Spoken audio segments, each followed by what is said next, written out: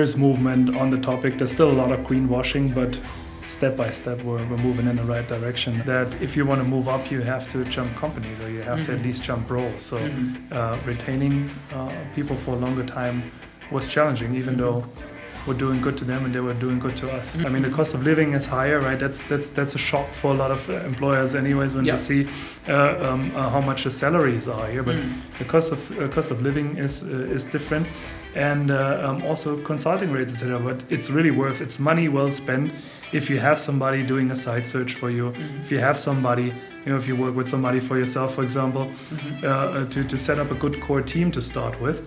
Welcome to the Westbound Podcast. My name is Matthias Oertzen, founder and managing director of the Oertzen Group. Each month we bring you international business leaders to share their personal and professional journey in North America. Thank you for spending time with us. And now let's get to it. I'm really excited today to talk to my guests all about circular economy and plastic recycling. Let me introduce you to the Vice President of Sales for EFS-Plastics. Welcome, Hendrik Dullinger. Thank you, Matthias. Welcome, everyone. Yeah, it's so good to be with you here, and thanks so much for taking the time. I hear you're kind of coming through Atlanta right on the way to a trade show or something, right? Right, yeah. So for us, the fall is very busy. I'm coming from back-to-back trade shows, and then this week I'm actually going to two. I will drive to Savannah after this for the packaging summit, and then we have the paper plastic recycling show going on in the same week. So awesome. Got to go to Chicago right after. Okay, gotcha. Okay, so to go to the beautiful Georgia coast, and then you head up to Chicago, which probably around this time of year is not that bad either. Yeah, I think that's the time to go before it gets too cold. Yeah, I'm actually going to be there end of October myself, so I think I should be good before the snow comes. So, yeah, good stuff. Well, excellent, very good. Yeah, well, yet another German. I kind of feel like I say this every podcast. But we've known each other for a few years and have done business together.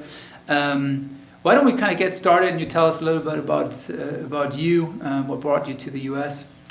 I would say main reason why I'm in the U.S. today is because of my wife. She is American, so we met during college. But going back to my childhood, I think my interest in living and living in other countries, exploring other countries really was brought to me by my parents. My mom always says a story, you were not a big reader, so she gave me the travel guides and she said, we're going on vacation, make sure you plan something for us. So that's where this whole curiosity for going abroad, living abroad started. And when I studied, I actually decided to do a semester abroad here. That's the first time that brought me to California as well, where I live today. Okay, what university? It was Cal State Fullerton. Okay. So it was, the universities in Baden-Württemberg, they're closely connected to the Cal State universities in the US. So it was fairly easy to do a semester abroad there. And then, my wife did, the same vice versa, basically. She did an exchange in Heidelberg, and that's how we got to know each other. Gotcha, that's awesome. So that was the original connection to the U.S. was made. Exactly, yeah. And then going to California from Heidelberg, you said originally, right? Yeah. I mean, that's quite a difference too. So in Fullerton, that is where? Is it L.A. or no? It's Orange County. Yeah? Orange County. It's right by the border, but yeah. Okay. Nice little college town. Yeah. Lots of fun stuff to do. Yeah, fantastic. Yeah, I was just in San Luis Obispo, which is also a college town. It's Cal Poly, I think. Right? Cal Poly, yeah. Yeah, and it was super nice. I really enjoyed it. So good. So you go back to Germany, and how did you do? How did you come back, so to say? Yeah, I really came back through an opportunity. Worked for one of Germany's largest retailers who were just expanding into the US, and my wife was living with me, for 6 years in Germany, and she always said, I miss the California sunshine, I miss the U.S. lifestyle in general. And lucky enough, my company expanded over here, and we took the chance and moved her back and moved me for the first time permanently to California. Yeah, that's awesome. Very cool. Yeah. And I think that was your first foray into plastic recycling and circular economy, so and that's what your current job is keeping you busy with as well. Tell us, like, circular economy. What is circular economy? Well, circular economy is the idea to turn every man-made material back into similar or same product. So basically mimicking nature, right? Mm-hmm. In nature, everything is circular. What was once a plant is turned back into soil, and a new plant is coming up from that, right? But human mankind managed it to manufacture products with no end of life in mind. So the circular economy is based on the idea, to bring the applications back to life, to create new raw materials again, as we're doing with our recycled plastic pellets, and then manufacture that back into the same or similar applications. And so that's EFS's entire model. Tell us a bit about EFS. What's the footprint currently? What kind of materials are you recycling? Yeah, so we have about 170 employees. We have 3 locations. Our headquarters is in Listowel, Ontario, in Canada. So it's actually a German-Canadian company. We have a second location in Alberta that we're currently building out. And then we have a U.S. operations in Hazleton, Pennsylvania. So 3 locations, and we're doing everything from your 1 through 7 small rigid plastics, so that could be shampoo bottles, detergent bottles, those type of things, yogurt cups, to flexible plastics, so plastic films, for example, the overwrap that you have over PET bottles when you buy a pack of water, or just simple stretch wrap from distribution centers, etc. Interesting. And then so from Germany, we are, used to the yellow bag or the gelbe Sack. Like recycling is a big thing in Germany, right? I mean, it's. I grew up, the formative or the childhood that I remember was in the late 80s, early 90s, right? And that's, I think it was introduced then. I still remember having all this. And so recycling is a big thing there. How does this work in the US? So I know my waste company, they actually do have a recycling bin, although occasionally I see them putting both bins into the same truck. So I wonder how that works. So how do you get your raw material to actually recycle it, since there is not... It seems to be very regionally diversified in the recycling efforts. Absolutely, yeah, I think that's true. So in general, it started, recycling started in the US around the same time than in Europe. So the 80s, 90s is when the first recycling companies came up, and paper recycling, especially all these commercial materials. So everything, and that's how my old company started as well, retail recycling. Everything that's back of the store in a distribution center to reduce trash costs. Those were the materials that were collected, early on in the US too, in the 80s and 90s, so cardboard, etc. But when you look at municipal waste, so that stuff that's collected, from the individual households, the industry is greatly privatized in the US. So everything, is based on a P&L. So if those private trash corporations feel like it's beneficial for them to put a recycling line up, they're putting it up. If not, then they won't. And for the longest time, there was no real political incentive, regulations, laws, etc., that would help the waste companies to actually finance the system. So in Europe, since the 1990s, we're used to a concept called extended producer responsibility. So if I'm, for example, Procter & Gamble, Unilever, I put something on the market, then I have to pay a fee for that product, and to subsidize the recycling system and make sure that product can become circular. In the US, those concepts are just being introduced. Certain states like California, which is one of the reasons why a lot of environmental companies tend to states such as California, was one of them. There's a 75% waste diversion goal in place. So I believe next year starts at 2025. And followed by a lot of voluntary commitments now by big consumer brands and converters. So there's movement now. It's really starting up. And it's fashionable, right? Like, I mean, I think, Apple just made some announcement that the latest iPhone is finally fully sustainable, right, or fully has zero impact on. Well, I don't know if that's true or not, but it's a at least it's in fashion to want, or there's a push or an outside push to actually do the right thing, and with it, I guess, comes the economics of all that as well, from what I understand. Absolutely. Yeah, I think that's with the terminology is always a little bit difficult, right?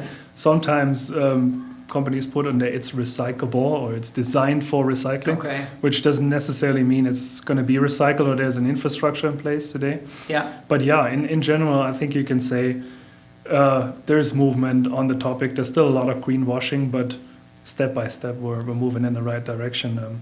Right now we're in a particular difficult time, especially for plastics, because we have so much virgin overproduction in the US. What do you mean by virgin?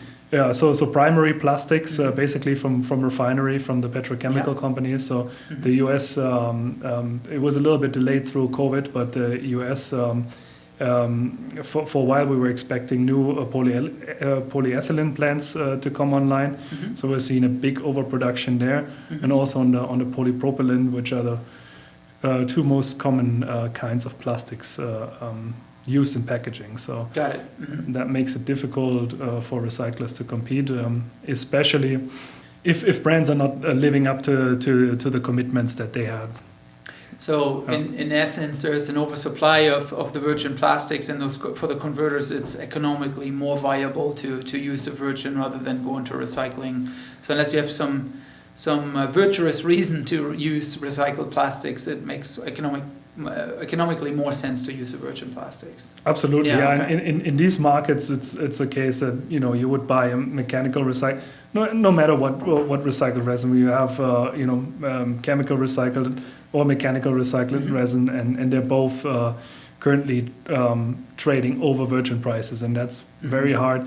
I think it's more of a hold on certain projects that one or the other converter wanted to complete by 2025. So there's not much new volume for recycled materials right now, but existing programs are still running. I've seen. So I just seen one of the large waste haulers or waste management companies, right? I just saw they opened a really large facility out on the West Coast, and they were pretty public about it. It's interesting. So you see the converters, right? Someone who's producing something, and they want to reintroduce some of their scrap back into their manufacturing process. I've seen recycling there. Then I've seen it, sort of say the middleman, someone who's actually making a business out of recycling and selling the recycled materials. And then now you see it also on the waste hauler side that actually, why don't we vertically integrate this? This may also make sense. What do you think is the biggest driver on those? Is it the waste management companies, or more on the converting side, or actually the market in between? Right now, it's mainly the political landscape and how that is changing. The extended producer responsibility regulation that I was mentioning, the brand commitments, which is a little bit scary at times. Like I said, in these types of markets, you don't really see some of the projects that we thought are going to happen pull through. So. And everyone is banking on the future. When the company that you mentioned, I've read about that too. For us, it's particularly interesting because they're going to draw a lot of raw material into their facility. I mean, they're the second biggest waste management company in the US, so they have control over a lot of materials. It's going to flow in their direction. It was Republic. Republic, right? Yeah. So they have a natural advantage on that side. On the other side, what we do on the resin side, it's not easy to do. A lot of companies have tried it, also unsuccessfully. So it's on a different piece of paper whether that's going to be successful. And then you have to really bank on the future, right? I saw some of the calculations that they are putting behind their business plan, and it's all banking on recycled materials selling at a premium over virgin. And in reality, this market shows you that That's not the case at the moment. Yeah. Okay. Yeah. So that is a really big bet in the future. Yeah. So we love recycled content mandates. For example, again, California has 40% in plastic bags, and even our Pennsylvania facility is producing material for markets like California and Oregon and Washington. So. I was going to ask you about this actually, because I've done some work for you in the past, on the West Coast, and I continue to do work there. And then I've done work for you on the East Coast. And while it seems like the political landscape is much more in favor of plastic recycling on the West Coast, a lot of the companies actually doing this are on the East Coast. I mean, we found much. How is that? How come that? Politically, California is more an environment that would be suitable for this kind of activity, yet on the East Coast you have much more tenured companies and more activity. Right. So I think, the answer at the end of the day is to be found in the political landscape, right? On very social agenda in California, which is good for the environmental laws, but on the other hand, a lot of manufacturing companies don't necessarily feel comfortable operating in this environment when they have much more looser regulations when it comes to HR, when it comes to, in general, permitting all these topics, costs of doing business, when they go to, just cross the border to Nevada or Arizona. And yet there is no law in place. There's one actually in Quebec. They have that regulation. In Canada, they have a regulation at 70% of the material must be recycled within the state. California doesn't have that. So you can take it out of California, bring it back in, no problem. And that's what a lot of companies are doing. But, long transportation ways during COVID, the trucking rates got really expensive. So at a certain point, it was really hard shipping to the West Coast, especially when you're in a place like Pennsylvania.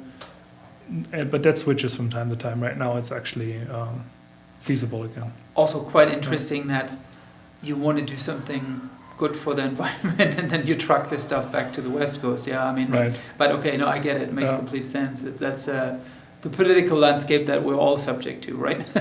Yeah. Not much you can do. Yeah. And that's what we're trying to keep in mind as good as we can, right? Again, there's other competing technologies, to what we're doing coming up.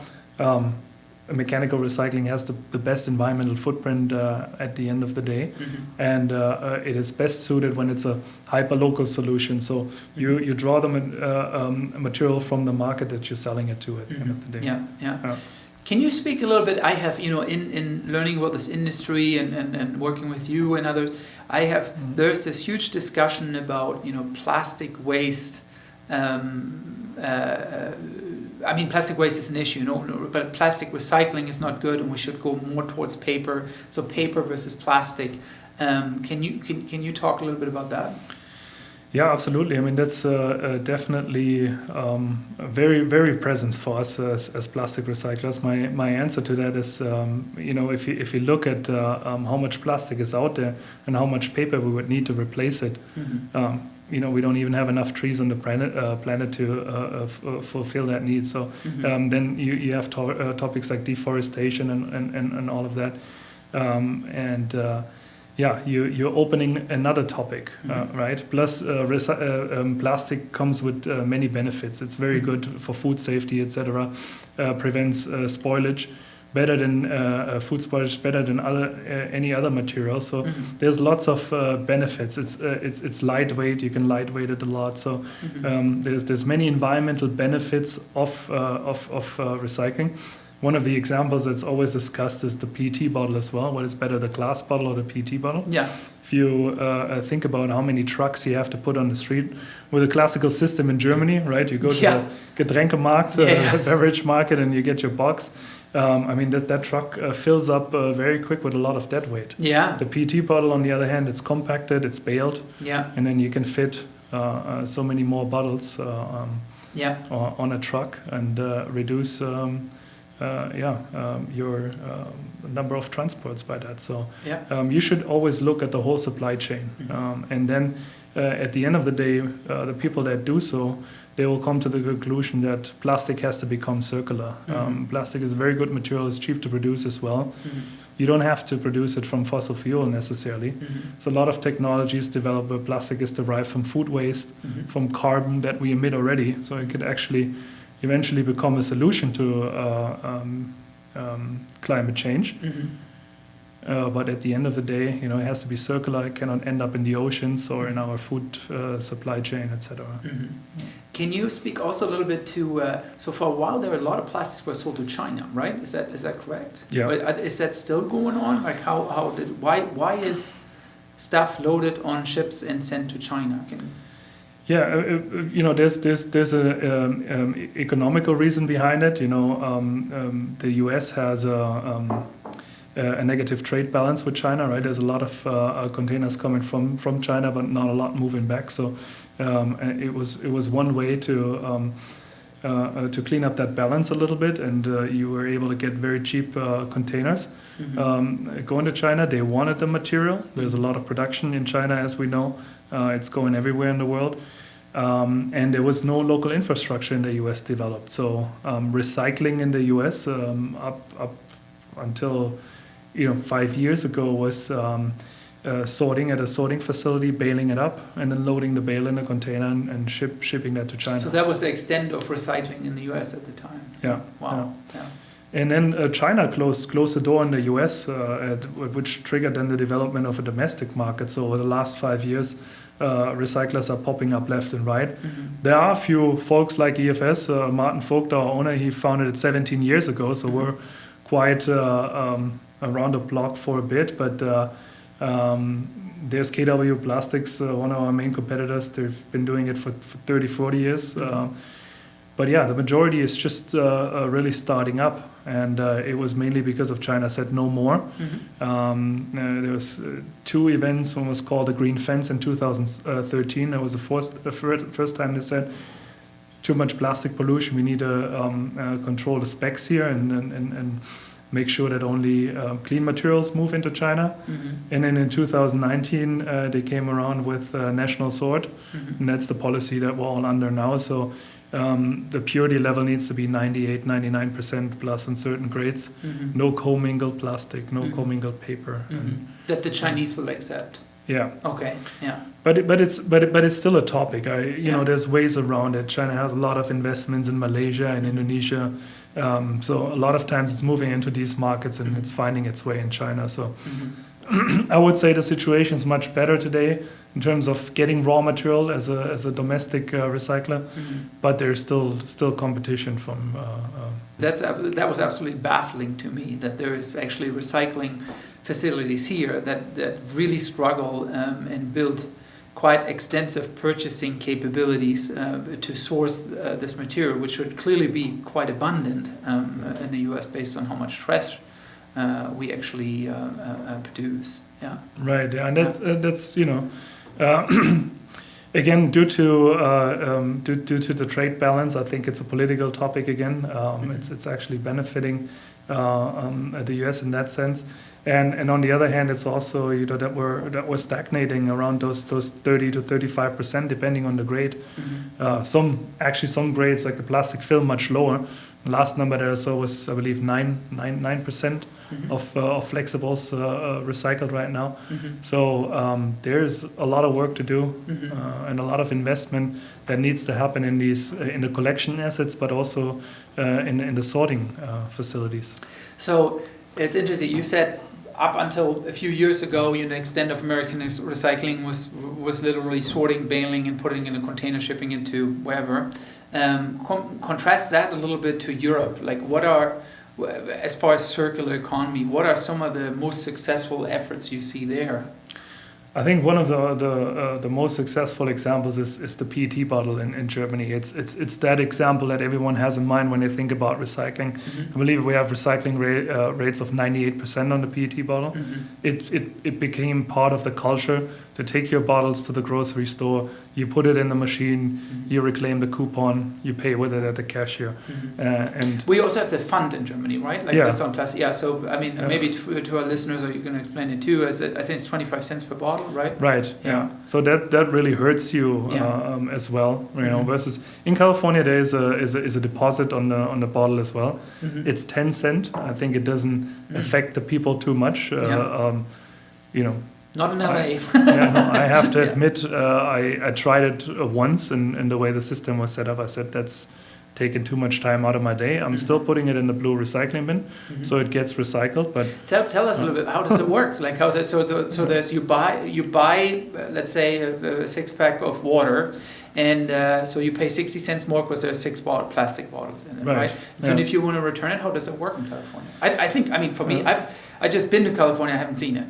And I think most people in the US don't know, so it'd be very interesting. So I think I should say they're reworking the system right now because they know that it's not really working. Okay. But there was this concept of a convenience zone. So let's say there's 20 retailers in one area. Okay. And then there's a certain mileage. A certain mileage from those retailers, there has to be a collection station. Okay. So usually it was a little shed somewhere on a shopping plaza. There was a guy sitting in there that was then manually putting every bottle in there. And one of the reasons is they have to confirm also that the bottle was actually from California. So there was a lot of deposit fraud where people drove in materials from Arizona. Can't make stuff up. Where no deposit on the bottle was applied, and so somebody has to verify it's a California bottle, and that just makes the system incredibly difficult. Again, in Oregon, I think even the German system could learn something from that, from a convenience perspective. Because there you have a system, you unlock it with a little key, and you can drop a whole bag of bottles in there. Or with your individual barcode on there, and then it reads it automatically, and it basically gives you your deposit on some kind of app. Okay. So there are good systems in place. California is not the prime example. But we got to start somewhere. Okay. So you were saying the PET battle in Germany, where that's how we got there. Tell us what's the successful. So that's being recycled to, you said, 98%? Yeah, exactly. Okay. So I think that's, again, because of the high recycling rates, because of just it being part of the culture, that's one of the prime examples of how it can be done. Yeah, very interesting. Yeah, I've heard of some efforts in Germany too, where stuff got recycled, plastic waste got recycled, then got melted down into pallets, and we'll talk about the whole process here in just a minute, and then turned into like plastic garden furniture and got resold. So literally from waste to, back to point of purchase, which quite remarkable how that is possible. Yeah. Right, and I think now that you touched on that, and the success in Germany is also that we're able to go bottle to bottle, right? There are examples, and I shouldn't disregard that, because Coca-Cola also has a bottle made out of 100% rPET. You see it when you have it in hand. It's a little bit more yellow than your virgin plastic bottle. But in Europe we're doing that, and in Germany in particular we're doing that for quite a while to work in extensive amounts of recycled content into the bottle, and being really closed loop bottle to bottle, not only going into lower value applications. And when I say that, I mean it was a bottle once, and then it turned into some kind of, for example, PET can go into fabric. That would one possibility to make a polyester shirt out of a bottle. So like the EFS facility, for example, in Pennsylvania, like kind of tell us from door in to door out, what happens in that facility? Yeah, so we usually receive full truckloads of baled material. So how to describe that? When the plastics are collected, there's a baling machine that produces right-angled, compacted cubes of material. Cubes is a good one. Cubes is a good one. So you stack those cubes on the truck, and you get a full truckload at 20 tons. And those would be like, could be like your L'Oreal shampoo bottle or your gallon milk crate, right? Or like a Valvoline oil, the quart oil, right? Is that like those plastics containers? All of the above. It really depends on the local recycling system. Yeah. There's different grades of these bales, right? Usually you have a pure PET bale, for example, PET bottle bale, which is different from your PET thermoform food containers already. They would go in another one. And then within those different grades, if we stick with the bottles, then you have an A, B, C grade. So the A grade is, for example, like good material from a deposit system, and then the C grade is that one that comes from a more dirty sorting line that maybe was commingled with food waste or something like that. And so it goes from other rigids. You mentioned some of the kinds that we're processing, the polyolefins, so the polyethylene bottles, the polypropylene cups, lids, tubs. So that's your, again, yogurt cups, your L'Oreal shampoo, etc. And then you have your flexibles, films, pouches. So that's one market that is growing, the food pouch market. Again, because it's very lightweight, you can get a good shelf life for certain products, and you reduce a lot of packaging if you lightweight it, if you have a compact pouch versus a big rigid container or box. So there are your benefits of plastics again. But unfortunately, a lot of times it's not straightforward, and your food pouch, for example, is just done out of polyethylene. There's barriers like nylon, PVOH to protect, and that makes it difficult. So you got to have some kind of separation process in the manufacturing, probably. Yeah. Right. And that would be the next step after receiving. Right, we receive it, we break the bales open again, we sort them into different kinds, and from there it's washed. It's dried, and then it's extruded in a pellet. What we see here on the picture. Yeah, I see there are different colors. So you have the ability to produce the pellet in different colors. Yeah. So we mainly do it on our rigid grades, so our polyethylene, high density polyethylene, which would be your classical shampoo bottle or your milk jug. Depending on what brand you run, I think X is pretty similar. Pretty easy to do because it's a black. A Tide orange or so would be a little bit harder to do. And then on the polypropylene side, we do color as well. Polypropylene, we do work with a lot of lawn and garden. So you would find it in for example, a can, a watering can or something. Okay, that makes sense. Yeah, absolutely. Or buckets, crates. Shopping baskets. And what's so you have this. What will be the negatives on a recycled pellet, like compared to a pellet that is made by a custom? So custom compounders would be people that create also a pellet in the end, right? But sometimes a specially formalized pellet for some manufacturing process, right? Like so, someone wants to injection mold a trim piece for BMW or whatever it may be, and it has to have some kind of property. Then that would probably come from a custom compounder rather than a recycler. What will be the negative of a recycled pellet? Like what can it do? What can't it do? What applications do you see it go into? Those were a lot of questions. I'm sorry, but I think you know where I'm going. Yeah, absolutely. No, I think I should say you have it on there too. Leading recycler and compounder. So we do some compounding on our rigid products, in particular the polypropylene. So we do a glass, a talc filk to make it stronger, the product. So there are certain processes where we can influence the properties of the plastic to fit a certain application. And we also do compound,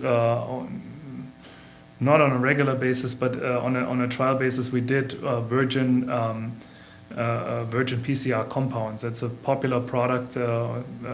It's gaining more traction in the market. So that's something that we're considering as well. But the issue with recycled plastic, to get to the core of your question, is it's never 100% clear, right? It's never, like I said, with the food pouch example, sometimes there's certain barriers in there. So it's never 100% polyethylene.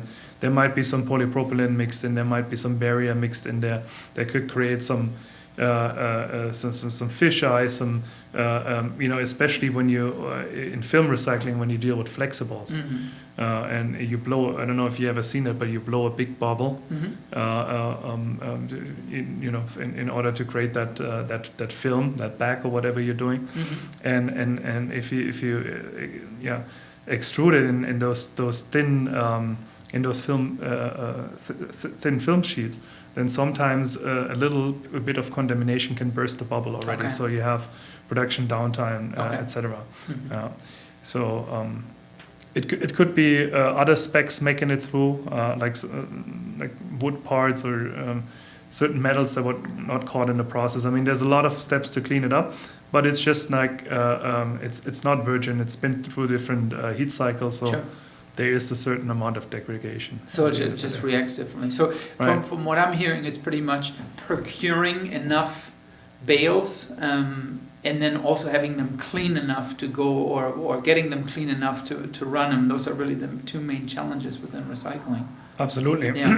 And then color for certain applications, right? It's hard to match certain color, so we I used the example earlier of a tight orange. We have one competitor that produces that, and then has a very extensive process around it. So that those kind of things are very very hard to do, to be consistent from batch to batch on color. And then if you go into flexible films, where a lot of customers want clarity. And you have just a little bit of colored film mixed in, then you see already the shades, little tints, little shades in the product that might disqualify your product for certain customers. Yeah, very interesting, very interesting. You have in you're working again, you mentioned EFS being a Canadian German company, being part of a larger group, I believe, right? And before you had some experience, working with a European company, doing an FDI project, really, like setting up in the US. What's been your experience with that? I mean, it's as a German coming to the US, what were some of the main challenges that you've experienced? Yeah, there were quite a lot. First of all, I think it's I think sometimes we feel like. You come over to the US market, you have a solution, you should be welcomed with open arms. I think that that first-hand experience of saying, hey, we're here, we're providing a solution, especially, when plastic recycling was just really coming up domestically. We were one of the first ones and say, hey, you now have a local outlet here. Instead of some of the folks saying, hey, that's great, we want to work with you. There was a level of cautious, and there was always this, okay, many guys from Europe have tried it before. What tells me that you guys are for real? And that was definitely much different than I expected it. And just trying to navigate that and trying to tell the people we're here to stay, we have a solution, we're able to pay our bills. That was extremely hard in the beginning, and then once you kick everything off, you realize how difficult the manufacturing landscape is here in the US. Dealing with labor, different standards when it comes to maintaining equipment. So that is definitely the biggest challenge. Yeah, I mean, blue collar is, I think, a challenge for all of our clients, for everybody in the manufacturing industry. I know that was something where, you always struggled and probably continue to. Always work on improving, having the right people on the team, so to say. For sure, I can imagine. Right. What kind of cultural differences do you see got in the way? Were there self-made or homemade problems that you ran into, where you feel like we could have prepared ourselves to do things better, or? Yeah, I think absolutely. There's always. A certain amount of homemade problems. I think it has a lot to do with the culture at the end of the day, right? Where we used to operate a certain way and had a long history, long European company culture, and then here a lot of people don't like to be told what they should do, right? And especially not when you're when you're a company from abroad, I said we do this in Germany a certain way, or we do this in in Spain a certain way. You almost have to prove to them that you're invested in them and in the community. We always got requests, when are we doing a family gathering in the park or so. This is from the employees now. From the employees, yeah. So there was always this, you give first and then we give. And it was just, I don't want to say that we're more used to following orders, but it's just definitely a different mentality on how to do work here and how to motivate people. Yeah, absolutely. I think a big one is time. Once you've been around for a time and you've employed people, and then I think we have so many. In Germany, we have these communities, right, where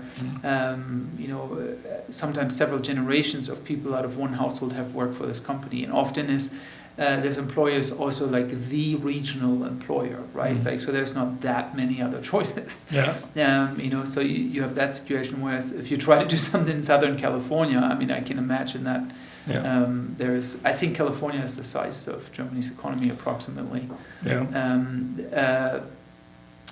a lot of options, and there's no social contract, between a family or employees and that employer. I can imagine. That loyalty to work is or to your employer is definitely different, and it's not uncommon, right, for someone to stay 2 to 3 years and then move on to build a resume. So the culture that I was used to coming out of that German company was, we build up our own managers. So you have a career path. As long as you do good here, you have the chance to make it up. And I think in the US, a lot of times the perception is that if you want to move up, you have to jump companies, or you have to at least jump roles. So retaining people for a longer time was challenging, even though we're doing good to them and they were doing good to us. Absolutely. Yeah, it's. In Germany we also have the saying, Lehrjahre sind keine Herrenjahre,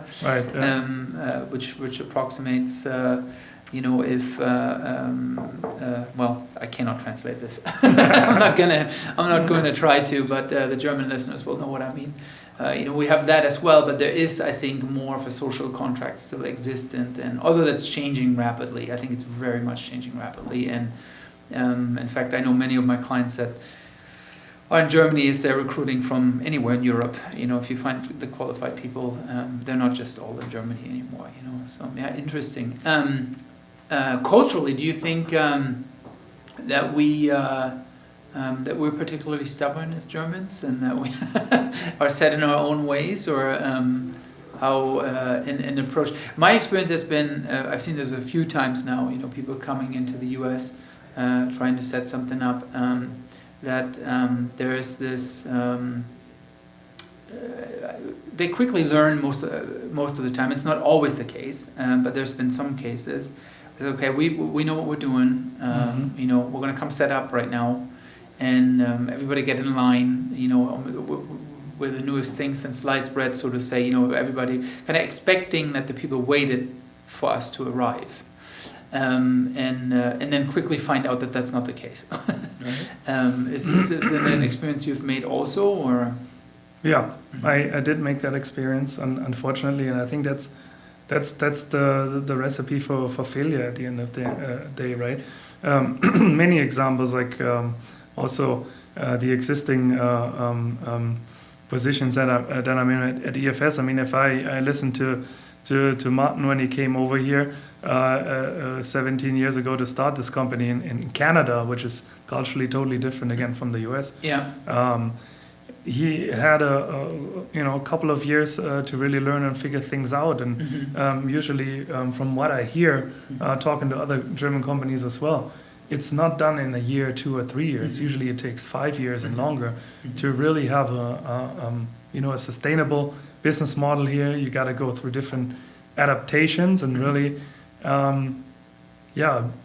be aware of the local markets as well. I think one mistake that we make, or one easy judgment that we make, is that the Americans are all the same, because we have a certain expectation, certain picture in our head. Yeah. But it's greatly regionalized. Within those 340 million that we are, I think, now in the US, there's so many different subgroups, so many different beliefs. Absolutely.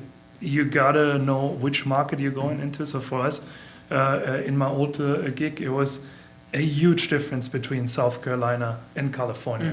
California, we had to deal already with the early waves of the whole woke, how are you, good and social workplace and all those type of things. Yeah. And in South Carolina, it was really old school back in the days.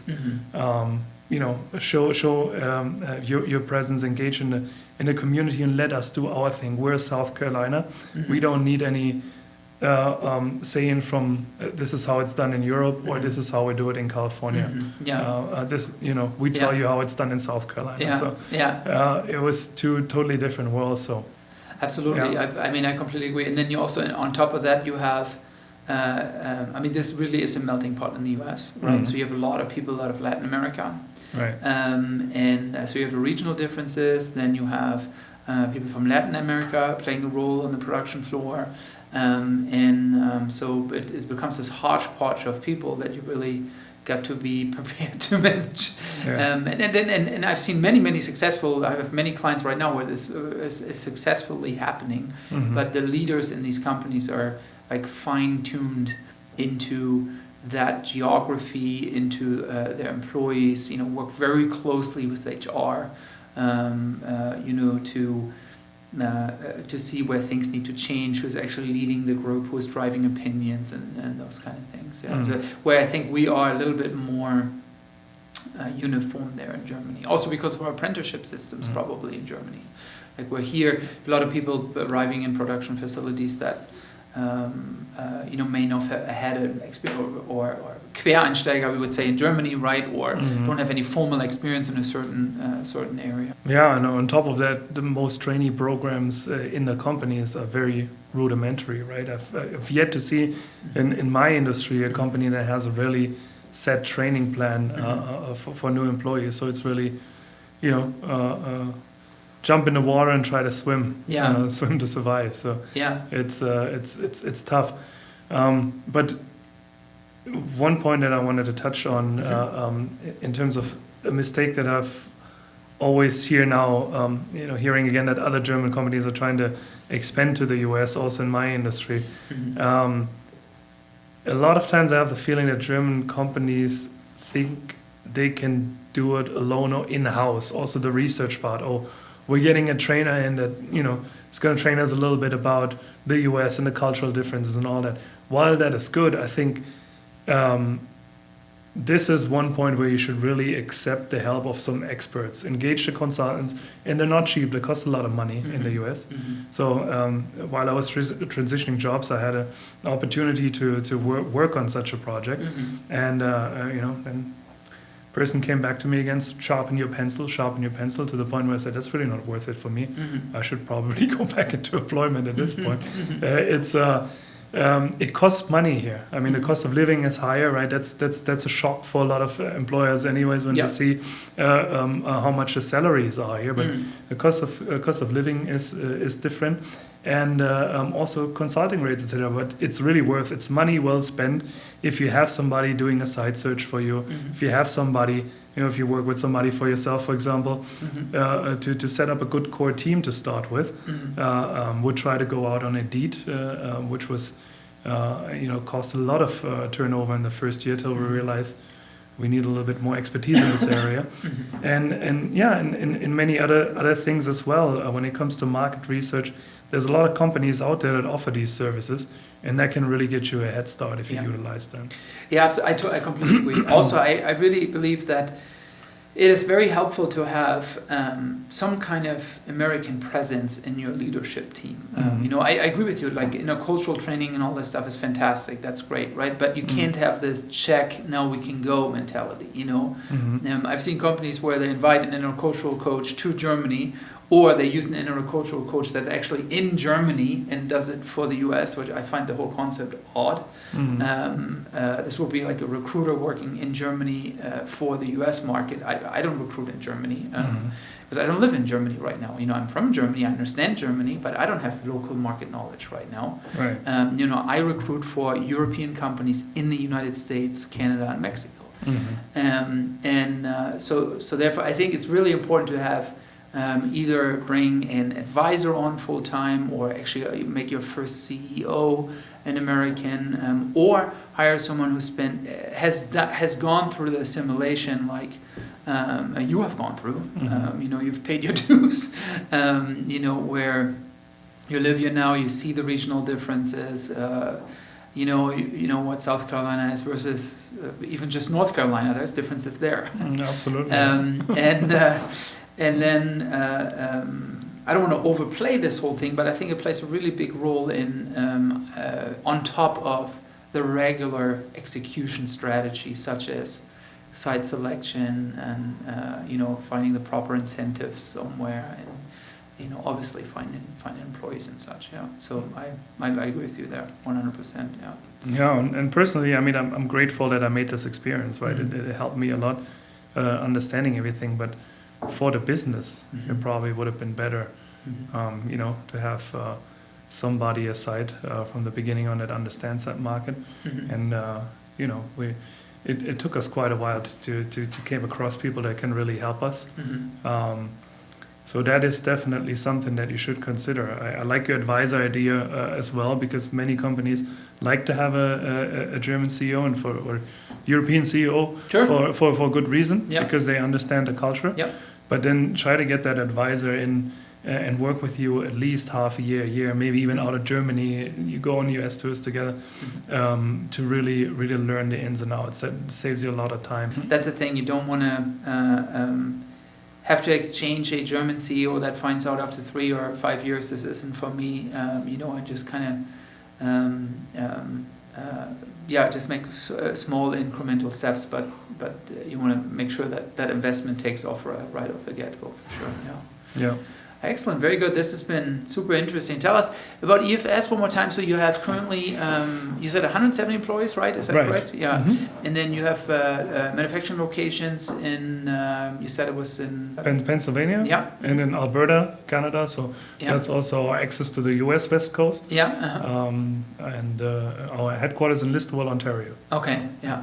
Very good. And then, so your major customers would be like, who are some of the, you don't have to name them by name, but like, what do I find your products in your resin later on in shampoo bottles, or do I find it more in like milk crates? Like, where does this go?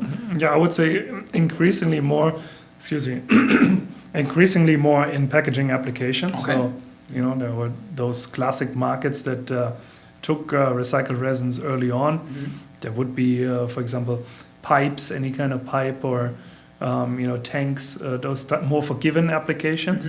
So PCR didn't do damage to any of these products, but now we continue investing, because every legislation that is released, again, usually they have a language around the product has to go into similar or same applications. So we need to clean it up in a way that it can go back into packaging applications. So EFS is actually investing 17 million over the next 2 years into overhauling the whole line, building new components to the line to meet those packaging demands. And then you will see us.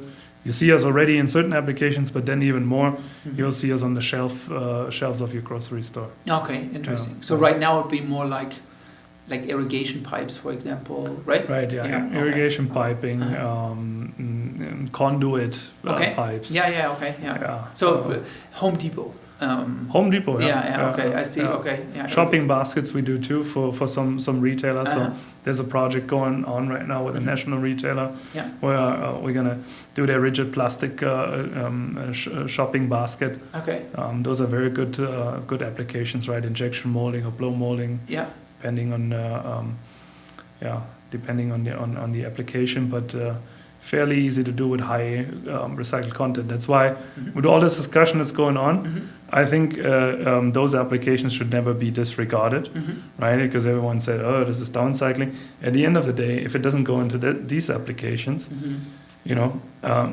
Downcycling as in, because it goes into a lesser product? Downcycling in the sense of going from an application that was once a bottle to something that is then, going into the ground for 30 years. So it's just not as visible, is not as high in value. So there's also this discussion, what is closed loop and what is waste integration. So closed loop should be, I have a bottle and I bring it back into the bottle. So I have it's a piece like of for like. Like for like, Okay. exactly. Yeah. And if I bring, then a shampoo bottle instead of a pipe, then it's maybe waste integration because you're preventing that material going into a landfill, but it's not necessarily a closed loop. And there's arguments that say that statement is not true. Yeah. But at the end of the day, sometimes those lower end applications, I name it like that, they're disregarded. But at the end, lots and high amounts of recycled content can go in those to those pipes, Some of the baskets we do, we put 90% in there. Some we do a composter, blow molding composter out of HDPE, 90% HDPE goes in there. No fancy colors, just straight gray. Sure. And then, you have it on a large a retailer at the end, and you sell it there. It's a great product. And at the end of the day, if you would use the same material to go, for example, into a shampoo bottle, maybe the converter would opt only to put 20% in there because the color doesn't match 100%, or they have concerns that, of production scrap increasing, etc., the screen's clocking up. So, I mean, who cares if it goes into a garden furniture or whatever it is, as long as it's not a virgin material that's being used, but you use recycled material, it's less plastic, right? And more recycling right. Yeah, but it's again, it's a little bit of the political agenda, maybe, and not kind of grasping the industry as a whole and the processes. I mean, there's lots of consultants involved, right? Sure. There's lots of money, lots of investments going in there, so lots of opinions left and right. So that it's an important educational piece, and that's usually when we're asked to participate in rounds and give our opinions about the markets, those are things that we always voice. It's great to bring a yogurt cup back into a yogurt cup, but it needs to meet food standards and so on. Yeah, you need to invest in extra soda, so your greenhouse gas emissions actually go up, your environmental footprint increases, because you need to add extra technologies in order to sort that out. So I'm not saying one way is better than the other, but you should always look at the whole system and see what's the best solution at the end of the day for the environment. This was super informative, Hendrik. Thank you so much for the time. I really appreciate it. So at the end, we always give you the opportunity to if there's any job openings, for example, you have at EFS. Where could people find those? Like, what would be the best way to learn more about EFS? Yeah, so on our website, www.efs-plastics.ca for Canada, you can find openings, but you can also follow us on LinkedIn. So we have a LinkedIn page. There's also updates regularly on what we're doing, what shows we're attending, and those are the best ways to reach out. If you reach out on LinkedIn, you're actually going to catch me directly. Awesome, that's great. And that's Hendrik Dullinger with 2 L's. Exactly. And you can find him there. So thank you so much. Wish you a great and successful trip to Savannah. Enjoy the Georgia coast. Thank you, Matthias. Thanks for inviting me. Thank you.